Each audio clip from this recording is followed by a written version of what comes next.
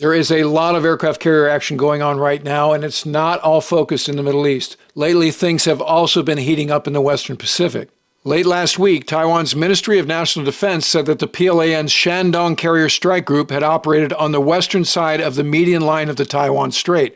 As USNI News recently reported, the Shandong, homeported at Hainan Island on the southwestern part of the strait, routinely transits those waters between maintenance periods at the Dalian shipyard in the Chinese province of Liaoning.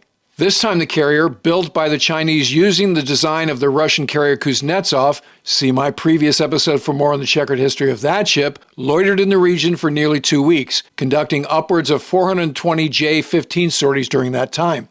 At the same time, the Philippines National Security Council said that the China Coast Guard and China Maritime Militia had harassed, blocked, and executed dangerous maneuvers in an attempt to illegally impede or obstruct a routine resupply and rotation mission to the grounded LST Sierra Madre at 2nd Thomas Shoal. War Thunder is the most comprehensive vehicle combat game ever made. You can play more than 2,000 tanks, fixed-wing aircraft, helicopters, and ships in dynamic combined arms player versus player battles. Every vehicle is incredibly detailed and modeled down to their individual components, which makes for a very immersive combat experience. The collection of those vehicles spans over 100 years of development from the 1920s to now. Incredible graphics and detail in 4K resolution, authentic sound effects, and great music creates a super realistic atmosphere. You can fly any aircraft using nothing more than a mouse and a keyboard thanks to War Thunder's intuitive mouse aim mode. Play free now on PC, Xbox, and PlayStation using my special link in the episode description and pinned to the comments. New players, as well as those who haven't played for at least 6 months, can claim a bonus pack that includes multiple premium vehicles, an exclusive 3D decorator, and much more. But hurry, this offer is only available for a limited time. According to Philippine sources, the China Coast Guard vessel 5203 used a water cannon against the Philippine supply vessel Calian in a failed attempt to force the Philippine ship to alter its course, and the Calian and a second supply vessel, the Unezame 1, had also been harassed by China Coast Guard rigid-hulled inflatable boats inside the lagoon at the 2nd Thomas Shoal as they approached. In spite of the China Coast Guard's efforts, both Philippine supply boats successfully reached the Sierra Madre. The Philippine Embassy in Beijing has lodged a formal protest with the Chinese Foreign Ministry demanding an immediate withdrawal of the ships in question from the vicinity of the 2nd Thomas Shoal. The 2nd Thomas Shoal is one of the Philippines' holdings in the disputed Spratly Islands. The Philippines deliberately grounded Sierra Madre in 1999 to serve as an outpost with a detachment of a dozen or so Philippine Marines. The deteriorating condition of the ship and shortage of storage space necessitate regular monthly resupply missions. China, which also claims the shoal, has accused the Philippines of using the resupply missions as cover to bring in construction materials to strengthen and expand the outpost there.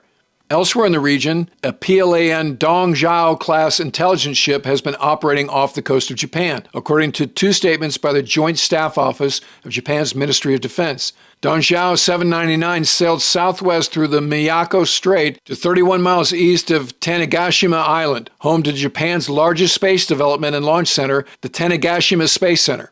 During its time in the area, the Chinese intelligence ship was monitored by the Japan Maritime Self-Defense Force fast attack craft Shirataka, the minesweeper Toyoshima, and the Japan Maritime Self-Defense Force P-1 Maritime Patrol aircraft from Fleet Air Wing 1 based at Kanoya Air Base on the main island of Kyushu, and Fleet Air Wing 4 based at Naval Air Facility Atsugi on the main island of Honshu. And speaking of Japan's Maritime Self-Defense Force, the Izumo, the lead ship of the Izumo-class destroyer carriers, is heading to the east coast of the U.S. to conduct a series of F-35 Lightning II Joint Strike Fighter trials next year, according to USNI News. The test plan for Izumo will look a lot like what the Royal Navy's carrier HMS Prince of Wales just went through.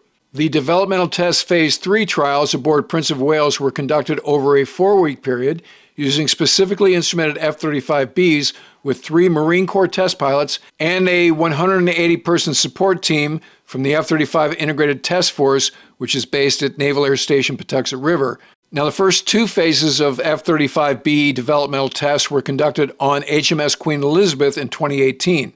Developmental Test 3 on Prince of Wales happened in October and early November of this year and consisted of 150 short takeoffs, 80 vertical landings, and 60 shipborne rolling vertical landings.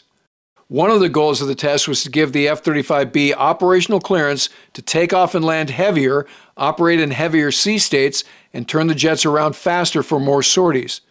Now, during developmental test phase 3 aboard Prince of Wales, there was a Japanese Maritime Self-Defense Force delegation led by Captain Tsuyoshi Sato, Izumo-class Special Modification Program lead, and 5 other officers from both the JMSDF and the Japan Air Self-Defense Force. That delegation was there in preps for the Izumo going through the same thing next year. The Japan Air Self-Defense officers were in company because the JMSDF does not have a naval aviation fighter component, which means Japan's F-35Bs will have to be operated by a Japan Air Self-Defense squadron. Japan will receive 6 F-35Bs in 2024 from a total order of 42 aircraft, and a provisional F-35B squadron will be established that same year. The forthcoming at-sea period won't be their first either. Japan conducted initial trials with Marine Corps F-35Bs on Izumo in October of 2021. Meanwhile, publicly available satellite imagery shows that the Eisenhower Strike Group is operating in the Gulf of Oman after exiting the Red Sea a few days ago. And while Ike is operating off the Arabian Peninsula, the USS Gerald R. Ford and the rest of that strike group remain on station in the Eastern Med, along with the U.S. command ship, the USS Mount Whitney, the amphibious dock landing ship, the USS Mesa Verde, which, as we've reported in a few episodes before, is the 3rd ship in the disaggregated Bataan Amphibious Ready Group, elements of the 26th Marine Expeditionary Unit, and French and UK service combatants. Nearby in the northern Red Sea, the other 2 ships in that disaggregated amphibious ready group, which are the USS Bataan and the USS Carter Hall, and the rest of the 26th Marine Expeditionary Unit, have been on station with a group of guided missile destroyers. As we reported last month, the USS Carney shot down a series of drones and land attack cruise missiles fired by Houthi militants from Yemen over the Red Sea.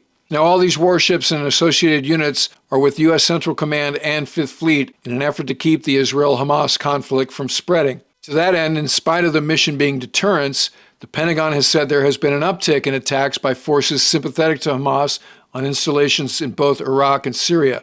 The U.S. has about 3,400 troops across the region, and as of this week, there have been a total of 52 attacks on U.S. installations in both Syria and Iraq since Hamas attacked southern Israel on October 7th.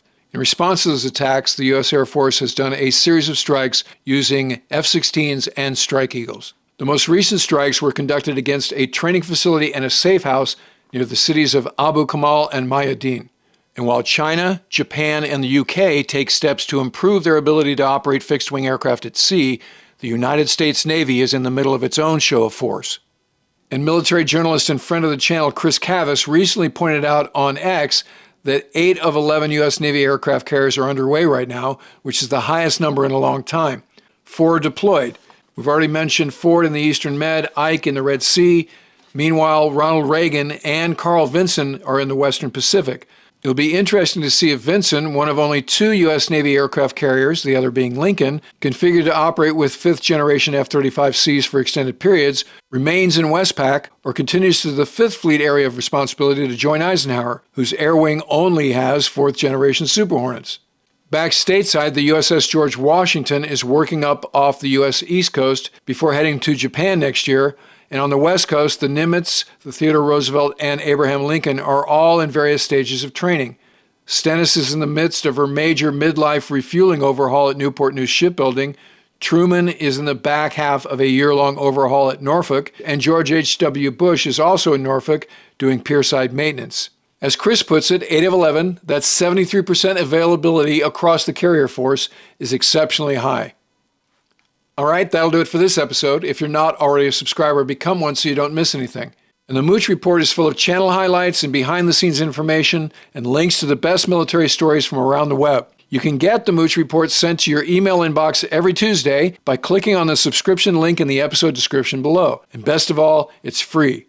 And if you'd like to help support the channel, please consider using the super thanks, the heart icon below, or become a patron at patreon.com/WardCarroll. And in the meantime, I look forward to talking to you again very soon. Once again, you can play War Thunder now for free on PC, Xbox, and PlayStation using my special link in the episode description and pinned to the comments. New players, as well as those who haven't played for at least 6 months, can claim a bonus pack that includes multiple premium vehicles, an exclusive 3D decorator, and much more. But hurry, this offer is only available for a limited time.